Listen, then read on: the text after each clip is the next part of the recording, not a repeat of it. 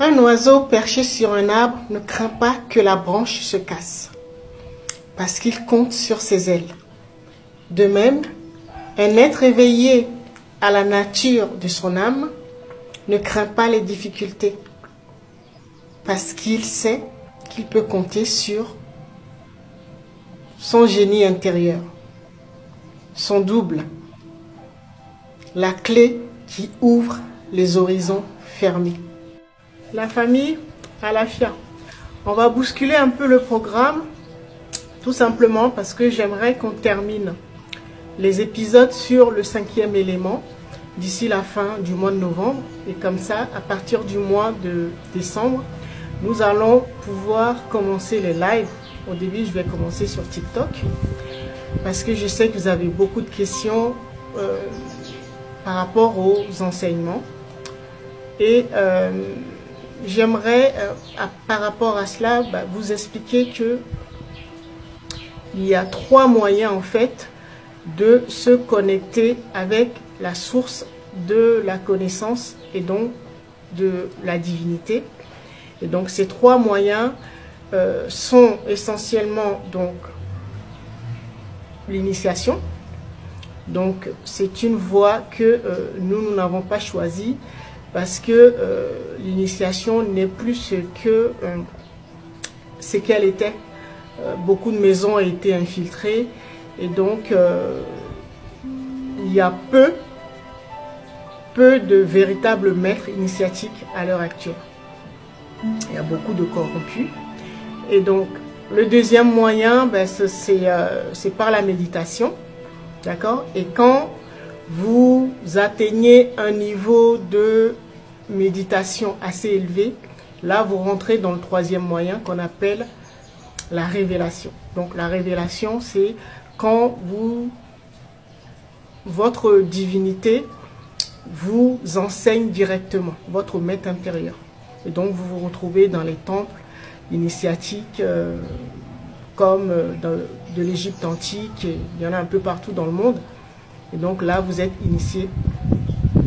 Vous avez des révélations. C'est ce qu'on appelle les archanges de la révélation. Et donc, c'est par ce canal que nous dispensons nos enseignements. Et je comprends que c'est un peu compliqué pour vous parce que ce ne sont pas des informations que vous allez retrouver qui sont partagées dans le monde. Les personnes qui fonctionnent comme nous par révélation, nous vous invitons en fait à aller expérimenter par vous-même parce que ce sont des informations. Donc nous ne vous demandons pas de nous croire sur parole, mais d'aller les expérimenter. Et donc, pour revenir à la fin de l'épisode précédent, donc l'épisode 98, je vous apprenais que le double, en fait, c'était ce qu'on appelle la glande pinéale. C'est vrai qu'on a l'habitude d'apprendre que la glande pinéale, ou que certains appellent le 3e œil, se situe à ce niveau ou peut-être au niveau du chakra coronal, donc au milieu du crâne. Tout cela, c'est vrai.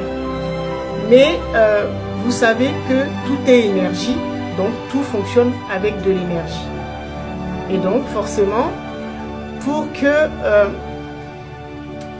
notre glande pinéale puisse s'activer, puisse s'allumer, donc il faut qu'elle reçoive de l'énergie, donc une puissante énergie. Et l'énergie la plus puissante, vous savez que c'est l'énergie vitale, qu'on appelle l'énergie sexuelle ou la Kundalini, qui est logée, donc sa base se trouve à la base de notre colonne vertébrale. Donc, c'est ce que j'appelais la dernière fois le portail du bassin ou l'estomac. D'accord? Donc, ça remonte, c'est plutôt par le dos, hein, qu'il faut le comprendre. Ça remonte par le cœur et après, ça ressort par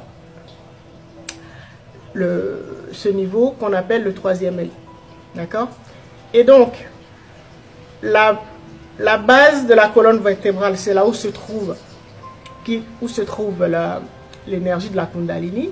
Mais quand elle remonte, elle arrive au bout de la colonne vertébrale. Et la colonne vertébrale, c'est là, c'est à l'arrière du crâne. Vous voyez, c'est là où l'énergie de la Kundalini arrive et active la glande pinéale. Donc, la glande pinéale se situe au sommet du crâne, donc entre l'hémisphère gauche et l'hémisphère droit, donc toute cette zone, d'accord, mais son extrémité, là où elle s'active, se trouve à l'extrémité. C'est pour ça que vous verrez que dans les anciennes civilisations ou dans les temples où les initiés, les rois, les reines, les pharaons, les maîtres Shaolin avaient l'habitude, par exemple, de méditer ou de se connecter à leur divinité ou de dormir sur ce qu'on appelle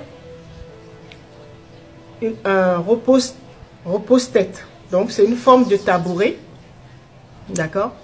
Et on se couche sur le dos et on appuie sa tête sur le repose, c'est l'ancêtre de l'oreiller, d'accord? Je ne vous conseille pas de le faire parce que si vous n'avez pas l'habitude, c'est quelque chose qu'il faut faire depuis l'enfance, sinon vous aurez les torticolis. Et donc, en fait, c'est ça qui stimule donc cette zone qu'on appelle le double ou la glande pinéale ou le troisième œil.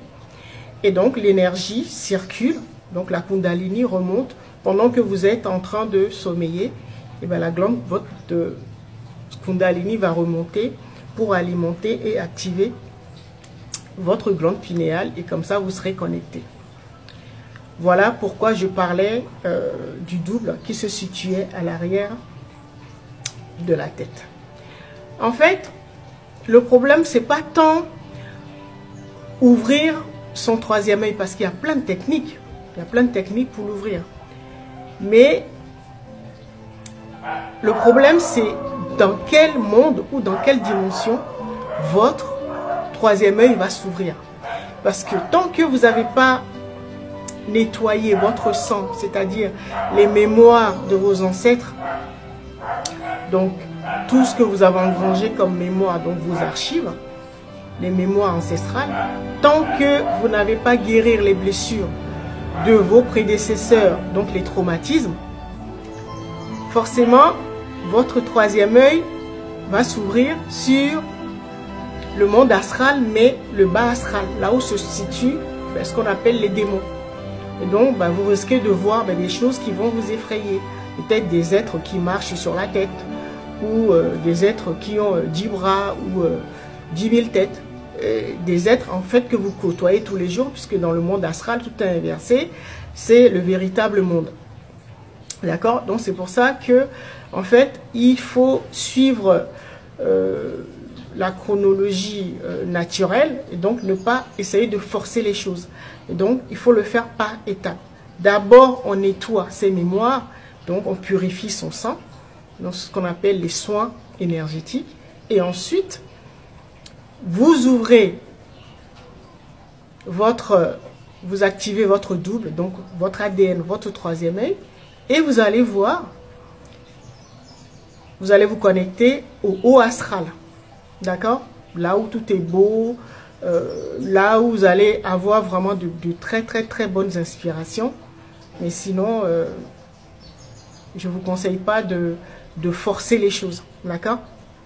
Donc en fait, ce qui nous bloque pour activer notre ADN, donc notre double, notre germe, notre potentiel, en fait, c'est le traumatisme de l'ancêtre 31, l'ancêtre dont nous rejouons la vie, parce que cet ancêtre avait des rêves qui ont été brisés, parce que à l'ère du poisson, les choses étaient très compliquées, et donc n'ont pas pu, ces ancêtres, nos ancêtres 31, n'ont pas pu les réaliser.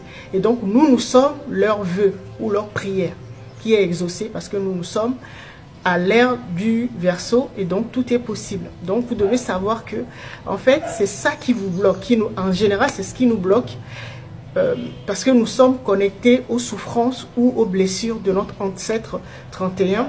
Et c'est ça qui nous fait peur, parce qu'on se dit, oulala, si on l'active, on risque de revivre les mêmes traumatismes que notre ancêtre.